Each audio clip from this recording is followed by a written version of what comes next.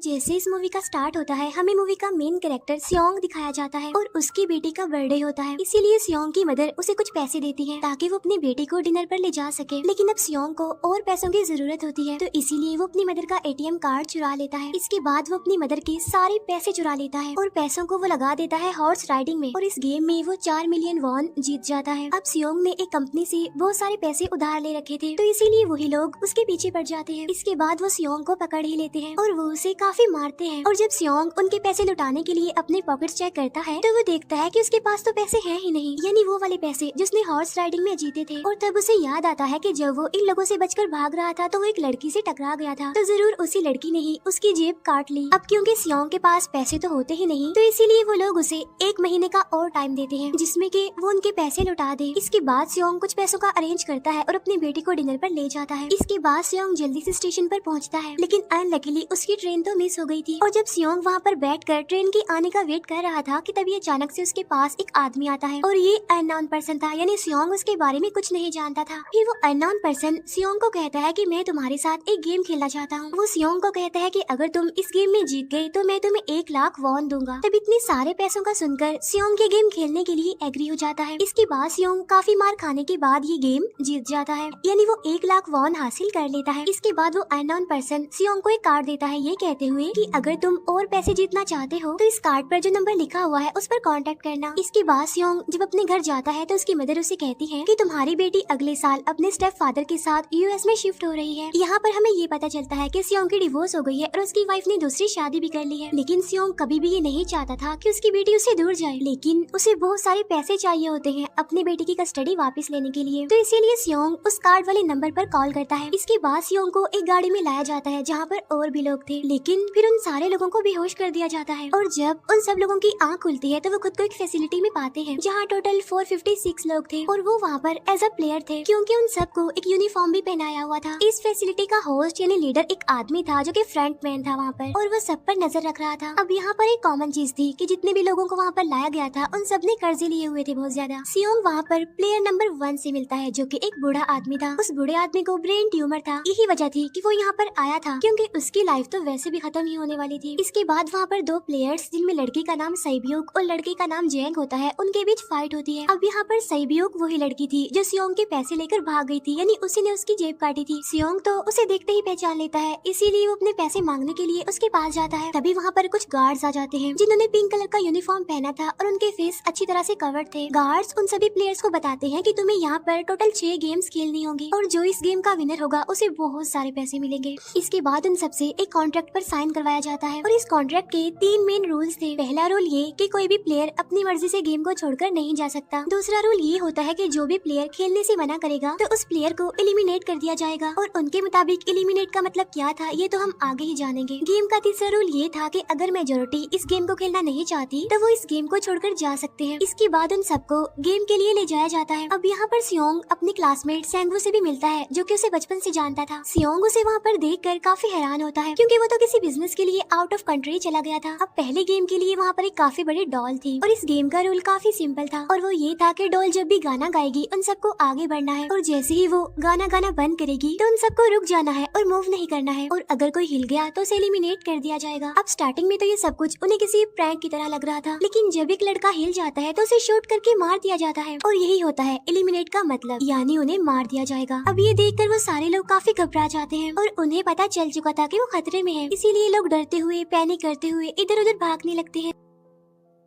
लेकिन अब क्योंकि गेम का रूल था इसीलिए जो भी हिलता है उसे मार दिया जाता है और जितने भी सर्वाइवर होते हैं वो किसी न किसी तरह इस गेम को कंप्लीट कर ही लेते हैं। लेकिन जो लोग मर जाते हैं उनकी डेड बॉडीज को वहाँ से ले जाया जाता है और अब 456 प्लेयर्स में से सिर्फ 255 ही रह गए थे। अब क्योंकि वो सारे प्लेयर्स इतना ज्यादा डर जाते हैं कि अब कोई भी गेम खेलना नहीं चाहता था। लेकिन जैसा कि रूल नंबर 3 था कि अगर मेजोरिटी चाहे तो वो ये गेम स्किप कर सकती है, तो इसीलिए उनका लीडर यानी फ्रंटमैन वोटिंग करवाता है। लेकिन इससे पहले उन्हें प्राइज मनी दिखाई जाती है, यानी जो विनर को मिलेगी। लेकिन इन केस अगर कोई गेम को छोड़कर चला जाएगा तो ये सारे पैसे मरे हुए प्लेयर्स की फैमिलीज को मिल जाएंगे और ये prize money total 45 billion won होती है। इसके बाद वोटिंग करवाई जाती है जिसमें मेजोरिटी इस गेम को खेलना नहीं चाहती थी, तो इसीलिए गेम को यहीं पर स्टॉप कर दिया जाता है। लेकिन अगर कभी फ्यूचर में वो लोग चाहें तो इस गेम को रीज्वाइन कर सकते हैं। इसके बाद सभी लोगों को उनके घरों पर छोड़ दिया जाता है। नेक्स्ट डे सियोंग पुलिस स्टेशन जाता है और वहाँ पर वो पुलिस को सारी बात बता देता है, लेकिन उन लोगों को सियोंग की बातों पर यकीन नहीं होता और उल्टा वो लोग उसे पागल समझने लग जाते हैं। इसके बाद सियोंग उन्हें वही वाला कार्ड दिखाता है, लेकिन हैरान कर देने वाली बात तो ये है कि उस पर जो नंबर था वो रॉन्ग था। इसके बाद सियोंग जब घर जाता है तो उसकी मदर वहाँ पर नहीं होती। उधर सियोंग का क्लासमेट सेंगवू अपनी मदर को छुपकर देख रहा होता है और तभी वहाँ पर सियोंग भी आ जाता है। यहाँ पर सेंगवू अपसेट होते हुए सियोंग को बताता है कि मेरे ऊपर 6 बिलियन का कर्ज है। वो बताता है कि मैंने क्लाइंट्स के पैसे लेकर स्टॉक मार्जिन में लगा दिए थे, लेकिन अनलकीली वो सारे पैसे डूब गए। और तभी सियोंग के पास हॉस्पिटल से कॉल आती है। सियोंग की मदर का पाँव काफी इंजर्ड था, लेकिन डायबिटीज का ट्रीटमेंट न होने की वजह से उनकी चोट और ज्यादा बढ़ गई। तब डॉक्टर सियोंग को बताते हैं कि तुम्हारी मदर का ट्रीटमेंट हो सकता है, लेकिन इसके लिए हमें इनका पाँव काटना होगा। लेकिन इस ऑपरेशन में बहुत सारे पैसे लगने वाले थे, लेकिन जाहिर सी बात है सियोंग के पास इतने पैसे तो होते नहीं। इवन उसने तो अपनी मदर के इंश्योरेंस के पैसे भी उड़ा दिए थे। तब इसीलिए सियोंग पैसे मांगने के लिए अपनी वाइफ के पास जाता है, लेकिन उसकी वाइफ उसे पैसे देने से इनकार कर देती है। फिर उसकी वाइफ अपने हस्बैंड को बताती है कि सियोंग आया था पैसे मांगने के लिए, और तभी उसका हस्बैंड सियोंग को पैसे देने आता है। साथ साथ उसे ये भी कहता है कि मेरी फैमिली से दूर रहो, लेकिन सियोंग उसे मारने लगता है और तभी उसकी बेटी भी वहाँ पर आ जाती है। इसके बाद सियोंग का एक फ्रेंड अपने बॉस के पास पैसे मांगने जाता है, लेकिन उसका बॉस उसे पैसे देने से मना कर देता है, तो इसीलिए उन दोनों के बीच फाइट होने लगती है। इस फाइट के दौरान उसके बॉस का हाथ मशीन में आ जाता है, तो मौके का फायदा उठाकर सियोंग का फ्रेंड पैसे लेकर वहाँ से भाग जाता है। फिर इसके बाद सियोंग का फ्रेंड अपने घर आकर अपनी वाइफ को कहता है कि पहली फ्लाइट लो और जाओ यहाँ से। इसके बाद सईब्यूक एक एजेंट से मिलती है, क्योंकि उसने अपनी मदर को नॉर्थ एरिया से साउथ एरिया में लाना था। सईब्यूक वही लड़की जिसने सियोंग की जेब काटी थी, लेकिन यहाँ अपनी मदर को लाने के लिए सईब्यूक को बहुत सारे पैसों की जरूरत थी। अब सईब्यूक का एक छोटा भाई भी होता है, जिससे उसने प्रॉमिस किया होता है कि मैं मदर को जरूर ले आऊंगी। इसके बाद हमें एक ऑफिसर दिखाया जाता है और इस ऑफिसर का भाई कुछ टाइम से मिसिंग था, इसीलिए वो ऑफिसर अपने भाई के घर जाता है, जहाँ उसे पता चलता है कि उसका भाई तो पिछले कुछ दिनों से अपने घर पर भी नहीं आया। और जब वो ऑफिसर घर को चेक कर रहा होता है तो उसे एक कार्ड मिलता है वहाँ पर, और इस ऑफिसर ने सेम ऐसा ही कार्ड पुलिस स्टेशन में सियोंग के पास भी देखा था, तो इसीलिए वो ऑफिसर सियोंग के पास जाकर उससे इस बारे में पूछता है, लेकिन सियोंग उसे कुछ नहीं बताता। इसके बाद सियोंग जब अपने घर जाता है तो उसे वो कार्ड दोबारा मिल जाता है वहाँ पर। अब सियोंग डिसाइड करता है कि वो दोबारा से उस गेम को ज्वाइन करेगा, इसीलिए सभी प्लेयर्स को एक शिप के पास ले जाया जाता है। इधर ही वो ऑफिसर भी गाड़ियों का पीछा करते हुए उस शिप तक आ जाता है। वो एक गार्ड को मारकर उसे पानी में फेंक देता है। इसके बाद उन सभी प्लेयर्स को एक आइलैंड पर मौजूद फैसिलिटी में लाया जाता है। अब यहाँ पर उन्हें जरा भी अंदाजा नहीं था कि अगला गेम कौन सा होगा और उसे कैसे खेला जाएगा। इसके बाद वो लोग अपनी अलग अलग टीम्स बना लेते हैं। रात को सईब्यूक और उसकी फीमेल फ्रेंड वॉशरूम जाते हैं। यहाँ पर सईब्यूक गार्ड्स की नजरों से बचते हुए उस फैसिलिटी को एक्सप्लोर करने लगती है। तभी वो देखती है कि गार्ड्स बड़े बड़े बर्तनों में कुछ बना रहे हैं,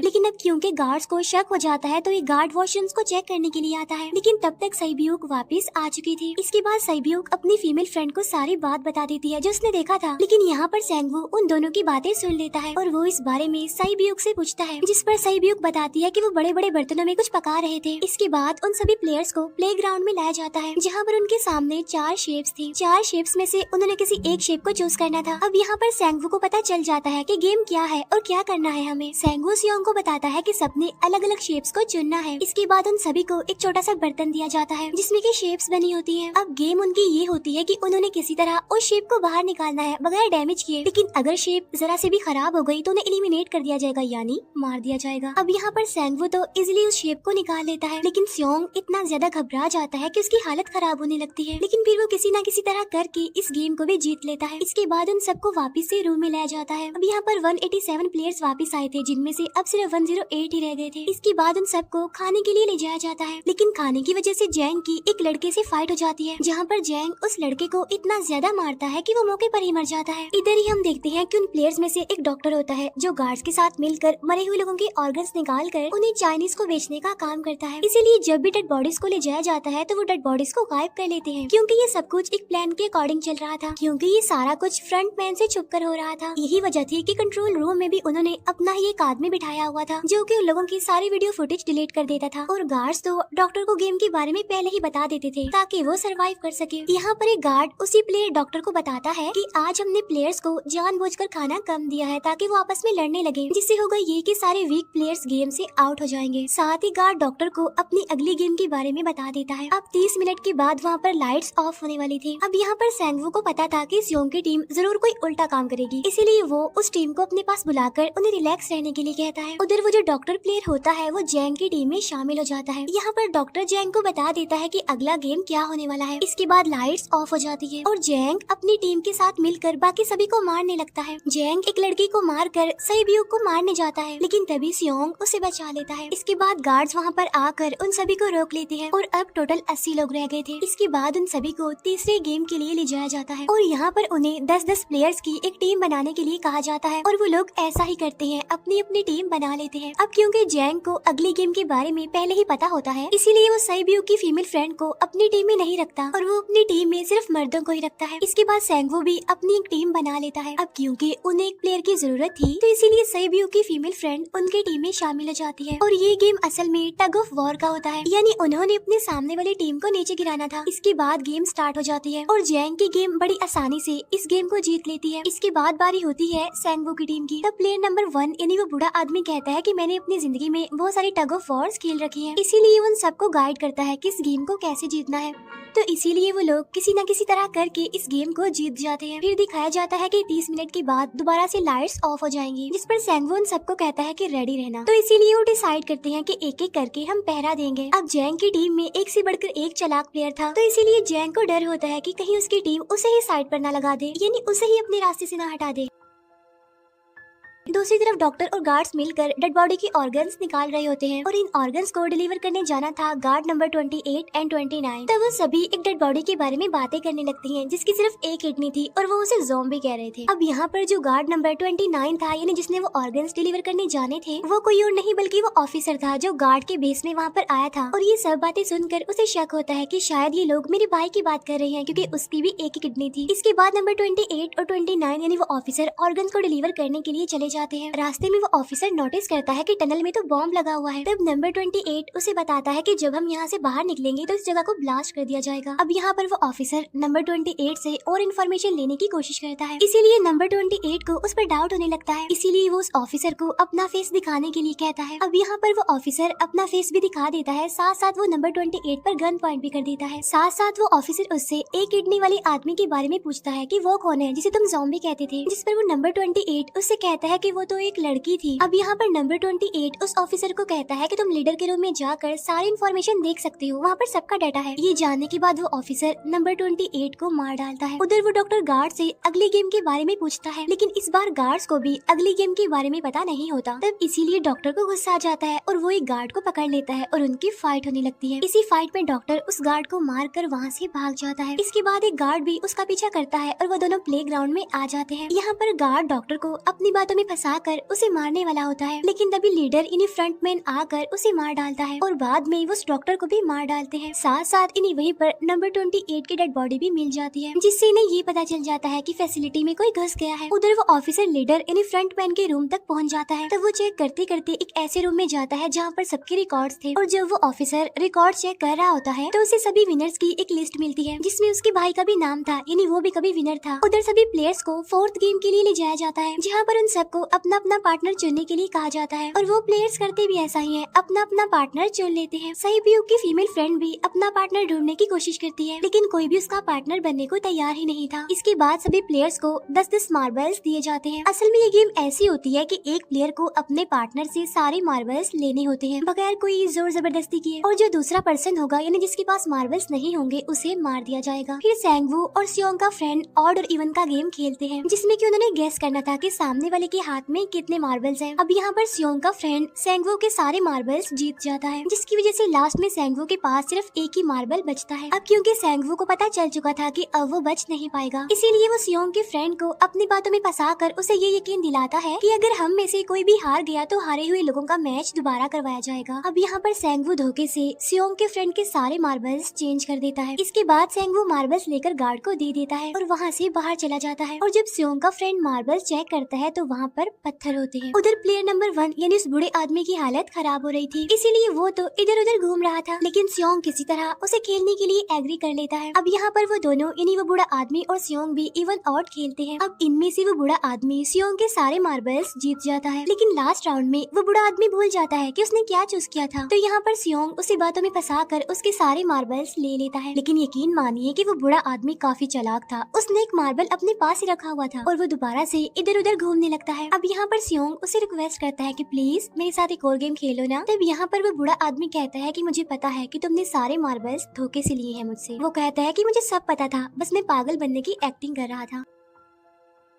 तभी सुनकर सियोंग को उस पर तरस आ जाता है और वो उसे ही सारे मार्बल्स दे देता है। उसके बाद सैब्यूक और उसकी फीमेल फ्रेंड भी गेम खेल रहे होते हैं। उनकी गेम ये होती है कि जो मार्बल्स को दीवार के ज्यादा करीब फेंकेगा वही जीतेगा। पहले सैब्यूक अपने मार्बल्स फेंकती है, लेकिन जब सैब्यूक की फ्रेंड की बारी आती है तो वो अपने सारे मार्बल्स फेंक देती है। लेकिन जब सैब्यूक ये देख लेती है तो वो अपने फ्रेंड को दोबारा फेंकने के लिए कहती है, जिस पर उसकी फ्रेंड कहती है कि नहीं सैब्यूक, मैं बिल्कुल अकेली हूँ, मेरे पीछे तो कोई भी नहीं है, लेकिन अगर तुम्हें कुछ हो गया तो ये अच्छी बात नहीं है, तुम्हारे पीछे तुम्हारा छोटा भाई है, तुम्हारा वेट कर रहा है वो। और इसी वजह से सैब्यूक की फ्रेंड को मार दिया जाता है। इसके बाद उन सबकी डेड बॉडीज को वहाँ से ले जाया जाता है। इसके बाद वो सब वापस से रूम में आ जाते हैं। यहाँ पर जैंग देखता है कि सैब्यूक की वो वाली फ्रेंड तो अभी तक जिंदा है, जो कि बड़ी आराम से बैठी हुई थी। अब यहाँ पर हमें पता चलता है कि सैब्यूक की ये वाली फ्रेंड जैंग की भी फ्रेंड थी, लेकिन अब क्योंकि उन दोनों के बीच किसी बात को लेकर क्लैश चल रहा था तो इसीलिए जैंग की वो फ्रेंड उसे बुली करने लगती है। इसके बाद फ्रंटमैन को एक डेड बॉडी के पास उस ऑफिसर का ID कार्ड मिल जाता है। तभी फ्रंटमैन को पता चलता है कि उसके सारे VIPs आ चुके हैं, तो इसीलिए फ्रंटमैन उन्हें लेने के लिए चला जाता है। फिर सारे VIPs को उनके रूम में लाया जाता है। इसके बाद फ्रंटमैन VIPs के आने के बारे में एक और आदमी को जाकर बताता है और यही आदमी मेन होता है। और ये कौन होता है हम ये आगे जानेंगे। फिर नेक्स्ट डे उन सबको 5वीं गेम के लिए लाया जाता है, जहाँ पर 1 से लेकर 16 तक नंबर पड़े होते हैं और वो सभी प्लेयर्स अपना अपना नंबर ले लेते हैं। नंबर का मतलब ये था कि जो नंबर भी एक प्लेयर पर आएगा उसके मुताबिक ही उसकी बारी आएगी। अब यहाँ पर लास्ट में पहला और आखिरी नंबर रह जाता है, यानी 1 और 16। तो यहाँ पर सियोंग कंफ्यूज हो जाता है कि उसे कौन सा नंबर चूज करना चाहिए। अगर उसने पहला नंबर लिया तो वो फंसेगा और मरेगा, क्योंकि उसे नहीं पता कि गेम क्या है। और अगर लास्ट नंबर लेगा तो क्या पता उसकी बारी ही ना आए, टाइम कम रह जाए। और तभी वहाँ पर एक आदमी आ जाता है और वो सियोंग को कहता है कि मुझे पहला नंबर चाहिए, क्योंकि मैं अपनी जिंदगी में कभी भी फर्स्ट नंबर पर नहीं आया। फिर इसके बाद उन्हें गेमिंग रूम में लाया जाता है। अब इस गेम का रूल ये होता है कि दिए हुए टाइम में उन्हें ब्रिज की दूसरी साइड पर जाना है। अब इसके बीच में 2 तरह के ग्लास लगे होते हैं, एक तो होता है आम ग्लास और एक होता है टेम्पर्ड ग्लास। आम ग्लास पर पाँव रखते ही वो टूट जाएगा और वो लोग नीचे गिर जाएंगे। इसके बाद गेम स्टार्ट हो जाता है और वो लोग एक एक करके मरने लगते हैं। फिर एक टाइम ऐसा आता है जब जैंग सबके सामने होता है और वो आगे ही नहीं बढ़ रहा होता। अब उनके पास एक ही रास्ता था, या तो वो आगे जाए या सारे ही मर जाएं। और तभी जैंग के सामने उसकी वही फ्रेंड आ जाती है जो उसे बुली कर रही थी, और वो जैंग को कहती है कि मैंने तुम्हें कहा था कि जिस दिन तुमने मुझे धोखा दिया मैं तुम्हें मार दूंगी। इसके बाद वो जैंग को पकड़ लेती है और उसे लेकर नीचे कूद जाती है, जिसकी वजह से उन दोनों की मौत हो जाती है। अब वहाँ पर एक आदमी था जो कि ग्लास कंपनी में काम करता था और उसे पता था कि टेम्पर्ड ग्लास कौन सा है, लेकिन जब फ्रंटमैन को इस बात का पता चल जाता है तो वो लाइट्स ऑफ करवा देता है ताकि वो ग्लास को पहचान ही ना पाए। अब लास्ट में एक ही स्टेप बचता है और उनके पास तो टाइम ही नहीं था, इसीलिए सेंगवू उस आदमी को धक्का दे देता है। तो यहाँ पर सेंगवू, सियोंग और सैब्यूक ब्रिज को पार कर लेते हैं, लेकिन ग्लास टूटने की वजह से उन्हें काफी चोट लग जाती है, खास तौर पर सैब्यूक को।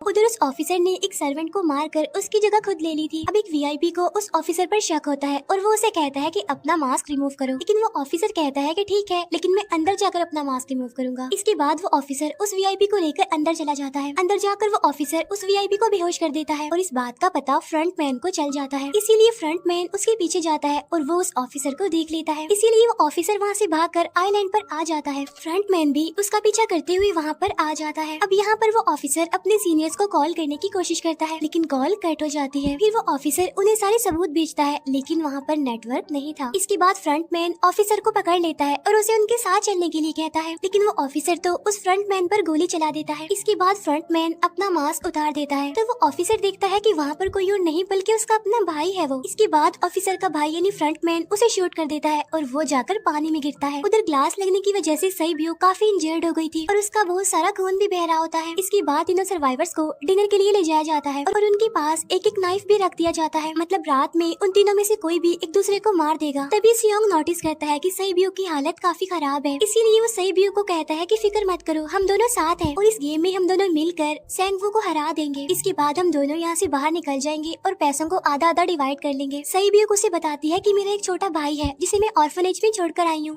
और अगर हम दोनों में से कोई भी जिंदा बचकर बाहर जाएगा तो उसे उन दोनों की फैमिलीज का ख्याल रखना होगा। अब सईब्यू की हालत काफी खराब थी, उसे डॉक्टर की जरूरत थी, इसीलिए सियोंग कोई मदद लाने के लिए जाता है, लेकिन जब तक वो वापस आता है तब तक सेंगवू सईब्यू को मार चुका था। फिर नेक्स्ट डे उन दोनों को गेम नंबर 6 यानी लास्ट गेम के लिए ले जाया जाता है। गेम का रूल बड़ा ही सिंपल था कि मार दो या मर जाओ और इस गेम का नाम होता है स्क्विड गेम। इसके बाद गेम स्टार्ट हो जाती है और उन दोनों के बीच काफी फाइट होती है, लेकिन लास्ट में सेंगवू की हालत खराब होने लगती है। तभी सियोंग कहता है कि मैं इस गेम को रोकना चाहता हूँ और तभी सियोंग सेंगवू को उसके साथ चलने के लिए कहता है, लेकिन सेंगवू तो अपने आप को ही मार डालता है, जिसकी वजह से सियोंग गेम जीत जाता है। फिर फ्रंटमैन सियोंग को कहता है कि तुम बहुत अच्छा खेले, लेकिन मुझे इसकी उम्मीद नहीं थी। इसके बाद सियोंग को उसके घर पर छोड़ दिया जाता है और उसके पास एक एटीएम कार्ड भी था और जब सियोंग उस एटीएम कार्ड को जाकर चेक करता है तो वो दिखता है कि सारे पैसे उसके अकाउंट में भेज दिए जाते हैं। इसके बाद सियोंग अपने घर जाता है, लेकिन तब तक उसकी मदर की डेथ हो जाती है। इसके बाद हमें 1 साल बाद का सीन दिखाया जाता है जहाँ पर हम देखते हैं कि सियोंग की हालत काफी खराब हो गई है, यानी वो अब काफी नशा करने लग गया है और उसने अब तक उन पैसों को हाथ तक नहीं लगाया। एक दिन एक फूल बेचने वाली औरत सियोंग के पास आती है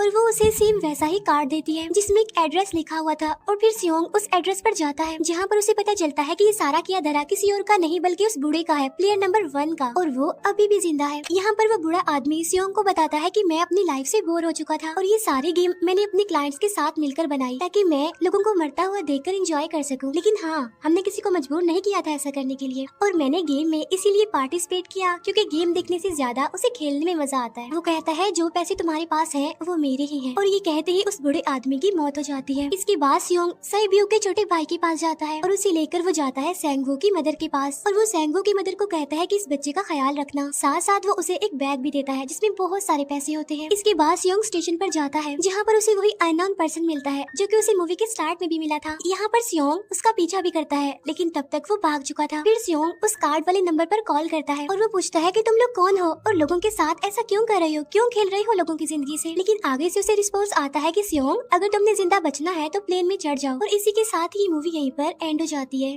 थैंक यू।